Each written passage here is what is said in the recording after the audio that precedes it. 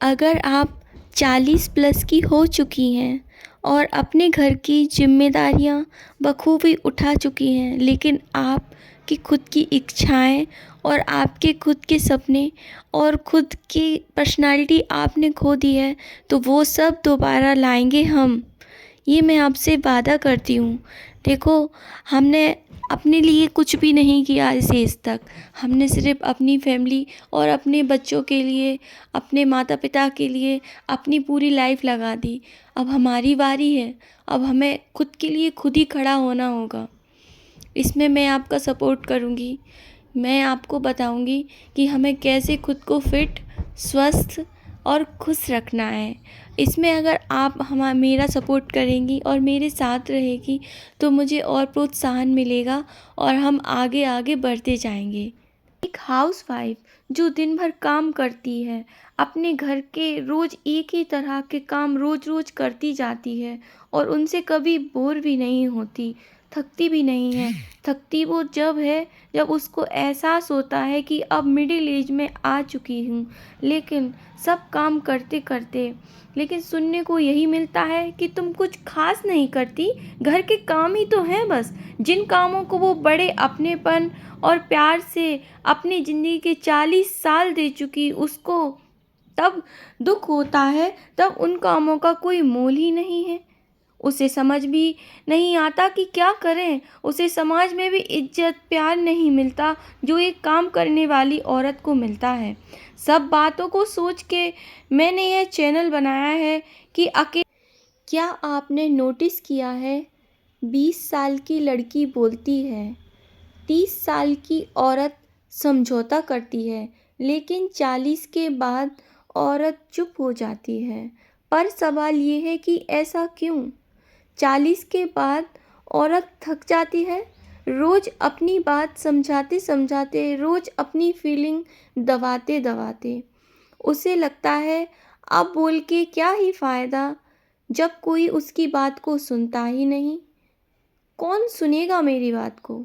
घर के लिए जिया, बच्चों के लिए जिया, पर खुद के लिए कब जिया? ये सवाल उसके मन में आते जाते हैं और वो इन सवालों के बीच में, इनके भंवर में फंस के रह जाती है।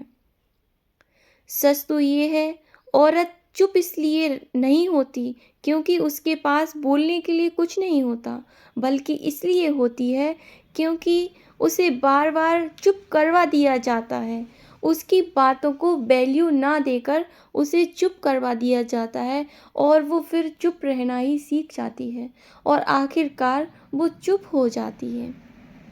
और जब औरत चुप हो जाती है ना, तो समझ लो वह अंदर से टूट चुकी है।